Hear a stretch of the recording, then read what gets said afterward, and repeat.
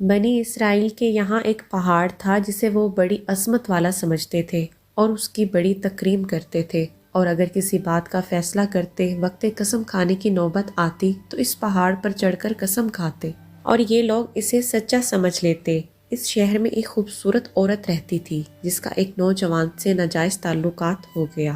عورت نے اس کو اپنے مکان میں بلانا شروع کر دیا۔ شوہر کو شبہ پیدا ہو گیا۔ بیوی سے کہا کہ مجھے یہ شبہ ہے کہ میری غیر موجودگی میں تمہارے پاس کوئی آتا ہے۔ عورت نے انکار کیا۔ شوہر نے کہا کہ اگر تو سچی ہے تو پہاڑ پر چڑھ کر قسم کھا لے کہ تیرا کسی سے ناجائز تعلق نہیں۔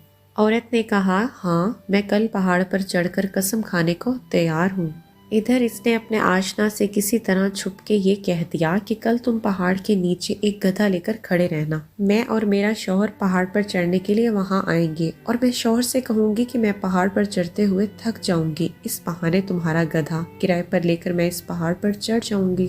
تم گدھے والے کے بھیس میں وہاں موجود رہنا اور گدھے پر مجھے سوار کر کے میرے ساتھ ساتھ چلنا۔ چنانچہ دور سے میاں بیوی پہاڑ پر چڑھنے کے لیے گھر سے نکلے اور چلتے چلتے پہاڑ کے قریب پہنچے تو وہاں اس عورت کا آشنا گدھے والے کے بھیس میں گدھا لیے کھڑا تھا۔ عورت نے اپنے شوہر سے کہا کہ میں چلتے چلتے تھک گئی ہوں، مجھے یہ گدھا کرائے پر سواری کے لیے لے دو۔ شوہر نے گدھے والے سے کرایہ مقرر کیا اور بیوی کو گدھے پر سوار کر کے تینوں پہاڑ پر چڑھنے لگے۔ جب وہ جگہ آئی جہاں لوگ قسمیں کھاتے تھے تو اس مکار عورت نے اپنے آپ کو گدھے سے نیچے گرا دیا اور اس گرنے میں اپنی رانے وغیرہ قابل ستر بدن بھی ننگا کر دیا، اور ایسی صورتحال پیدا کر کر دکھائی کہ شوہر نے سمجھا کہ گدھے سے اتفاقاً گر گئی ہے اور گرتے وقت اتفاقاً ننگی ہو گئی ہے۔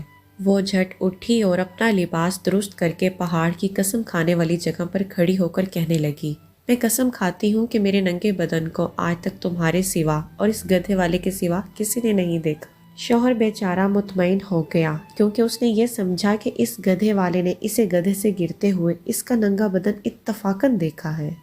تو دیکھا آپ نے، عورت جب مکر و فریب پر آ جائے تو ایسی چالاکیاں دکھا کر شوہر کو بیوقوف بنا دیتی ہے، لیکن یہ پتہ نہیں کہ آج یہ گناہ کسی مکر و فریب سے چھپا بھی لیا اور کسی کو پتہ بھی نہ چلا تو کل قیامت کے روز تو نہیں چھپا پائے گی۔ اللہ کو سب معلوم ہے، اللہ سے کوئی کام چھپا ہوا نہیں۔ دنیا والوں سے چھپ سکتا ہے لیکن اللہ پاک سے چھپ نہیں سکتا۔ اور اللہ کے پیارے نبی محمد صلی اللہ علیہ وآلہ وسلم نے اس کا عذاب بھی بتا دیا ہے کہ ایسی عورت سینے کے بل جہنم کے اندر جلے گی۔